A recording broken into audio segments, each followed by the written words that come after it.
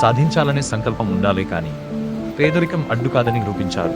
ఈ గిరిజన బిడ్డలు మైదాన ప్రాంతంలోని కార్పొరేట్ కాలేజీల ఏకఛత్రాధిపత్యానికి బ్రేక్ వేస్తూ పోలవరం జిల్లా ఏజెన్సీ ప్రాంత విద్యార్థులు ఇంటర్ ఫలితాల్లో స్టేట్ ర్యాంకులతో సత్తా చాటారు.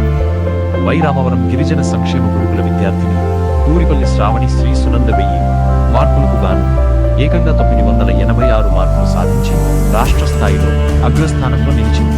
అలాగే రంపచోడవరం గురుకుల విద్యార్థిని బంధం వెంకట సాయి మంజుల 925 మార్కులతో జిల్లా స్థాయిలో ఫస్ట్ ర్యాంక్ కైవసం చేసుకుంది. విశేషం ఏమిటంటే వీరిద్దరూ నిరుపేద వ్యవసాయ కూలీల బిడ్డలు. శుక్రవారం ఐటీడీఏ సమావేశ హాల్లో పోలవరం జిల్లా collector K Dinesh Kumar, joint collector Bachchu, Smaran Raj ఈ విద్యార్థినులను శాలువాలతో మెమెంటోలతో ఘనంగా సత్కరించారు.